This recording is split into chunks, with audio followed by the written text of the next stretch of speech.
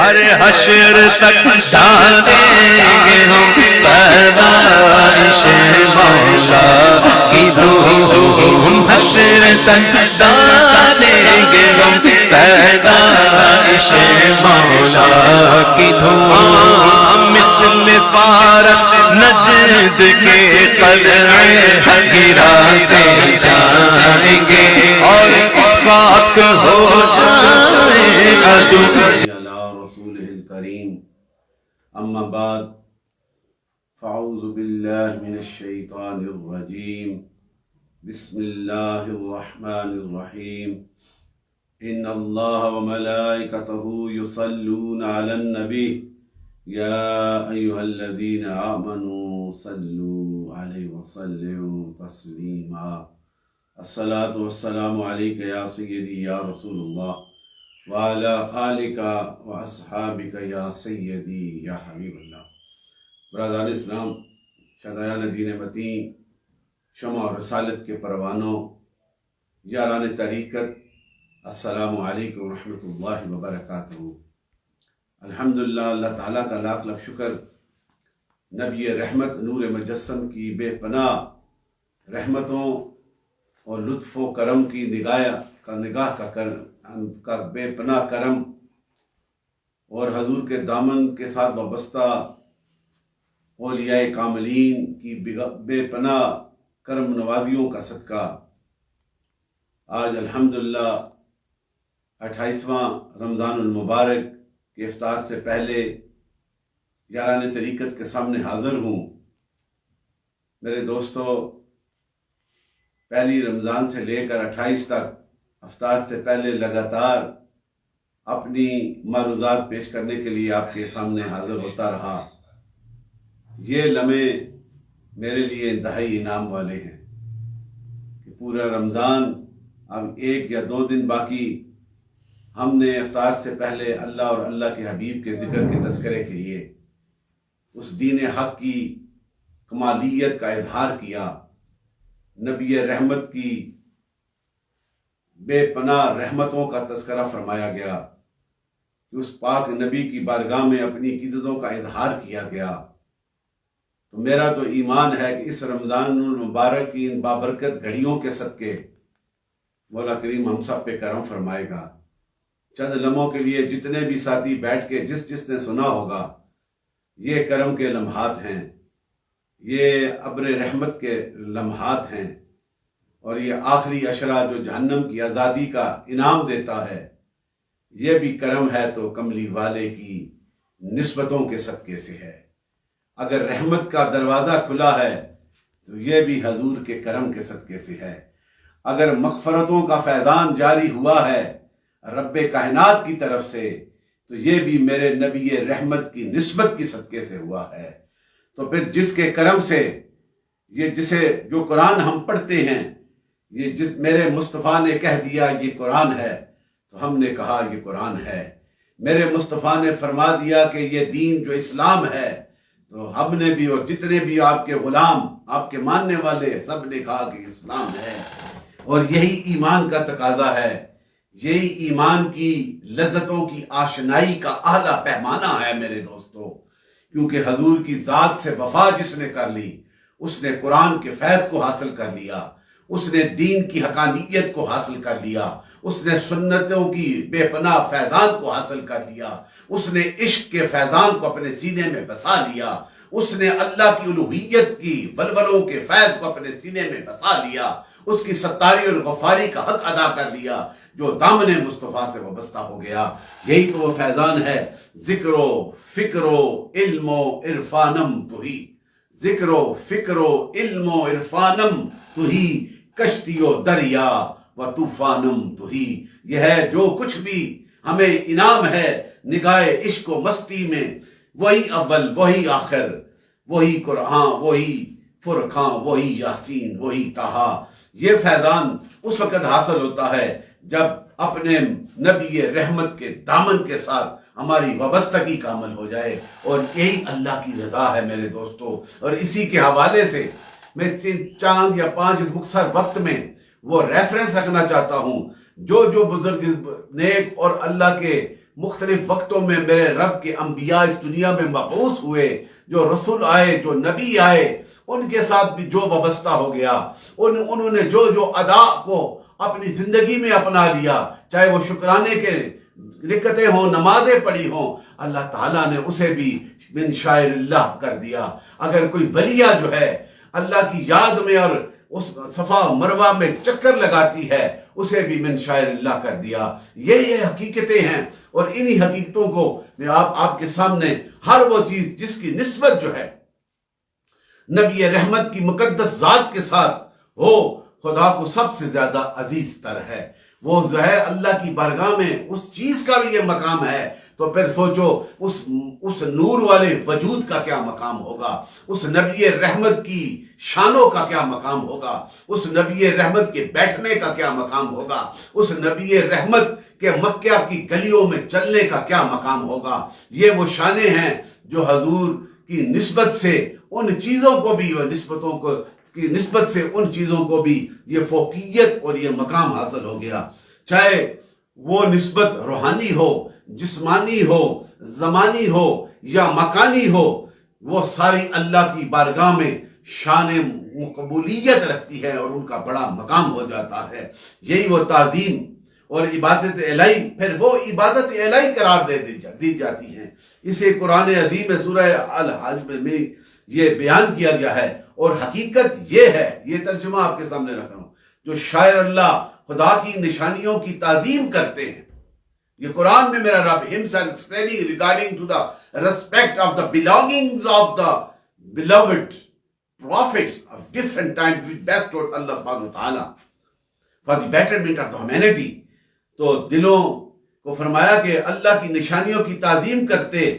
تو یہ دلوں کا تقوی ہے۔ If you pay respect to the belongings, that is the sign of purification۔ یہ ہے وہ تقوی۔ اور دوسری جگہ فرمایا جو اللہ کی حرمت کی تعظیم کرے تو اس کے لیے اس کے رب کے یہاں بڑا بلا ہے، بڑا مقام ہے۔ اور اسی کے حوالے سے اب میں کچھ حوالے جات آپ کے سامنے پیش کرنا چاہتا ہوں۔ یہ جو نیک بندے، نیک اللہ کے برگزیدہ ہستیاں اور سب سے اعلیٰ انبیاء کی جماعت ہے، ان کی نشانیاں، ان کے ساتھ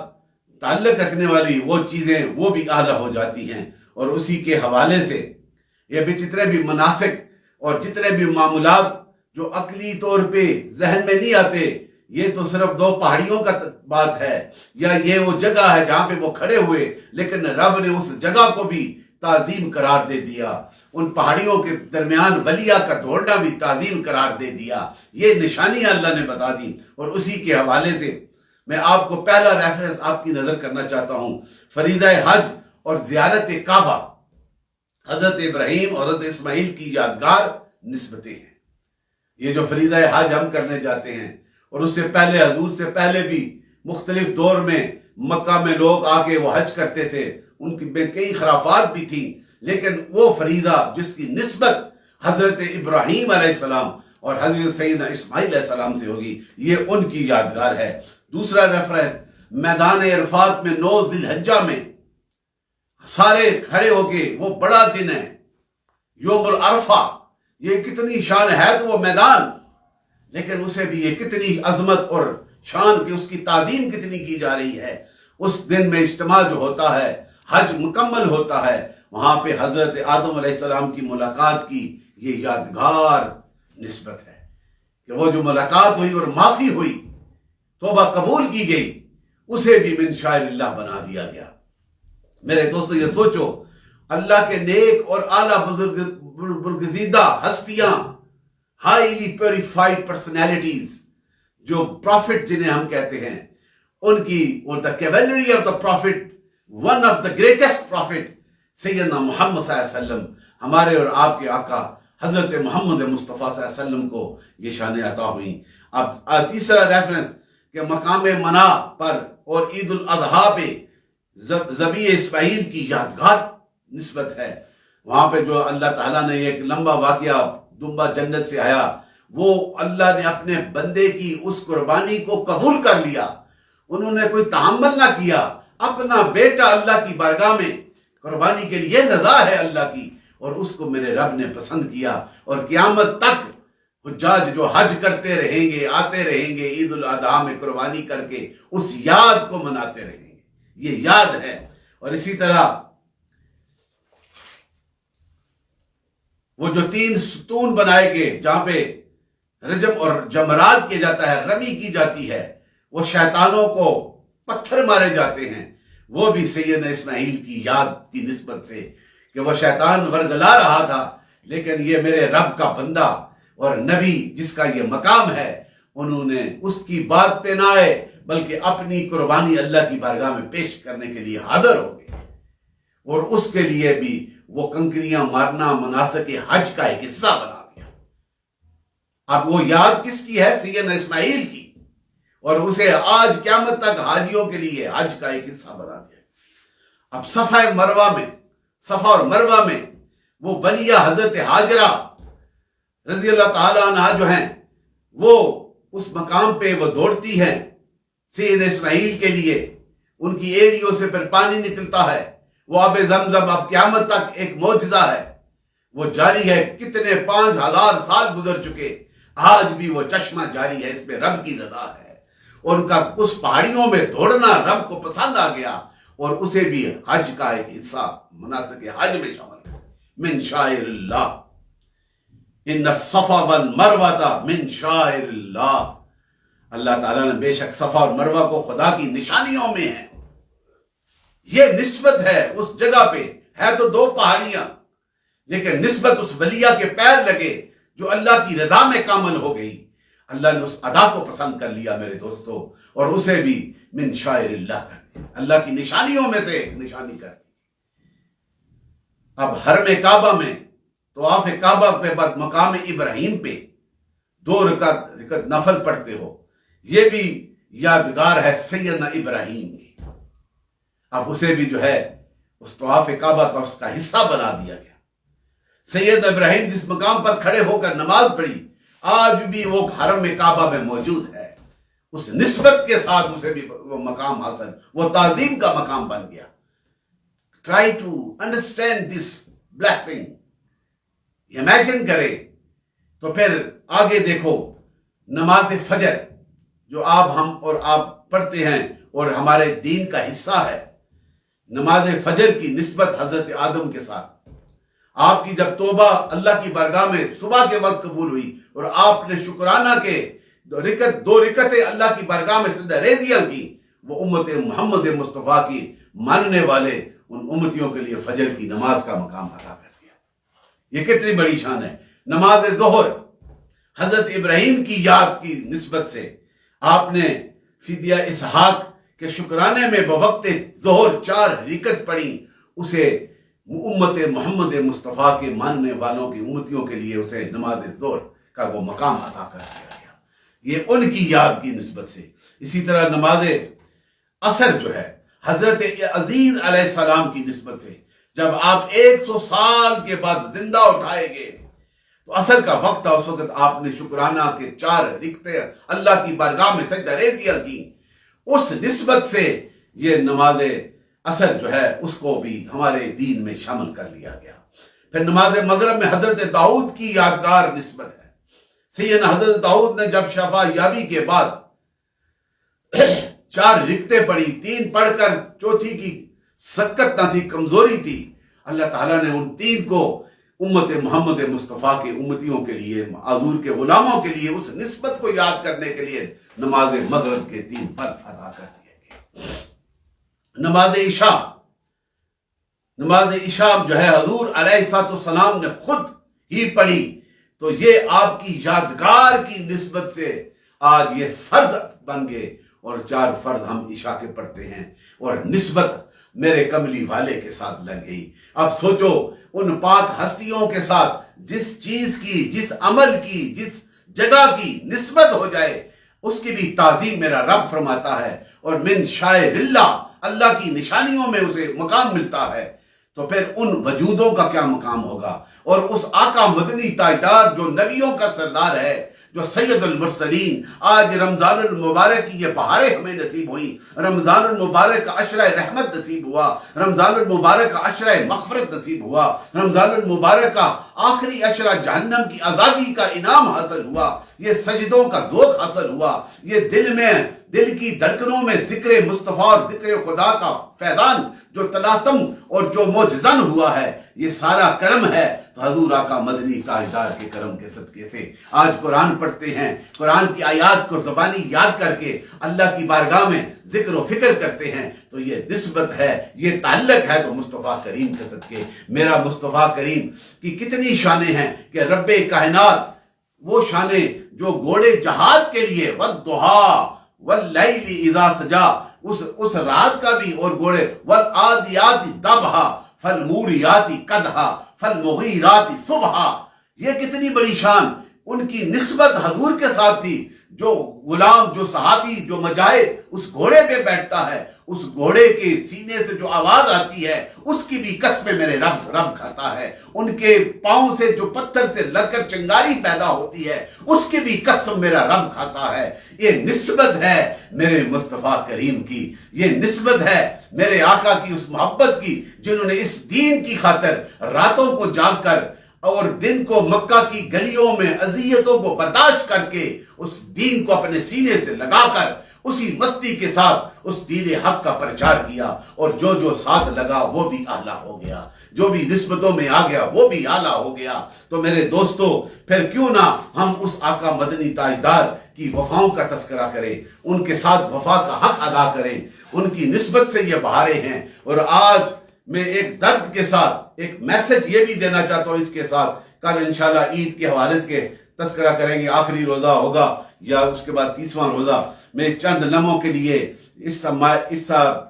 very sad message for the seekers and the believers of Islam کہ آج رمضان المبارک ہر سال وہ سیونی طاقتیں اور یہودی قوتیں، وہ باطل سوچے رمضان المبارک کے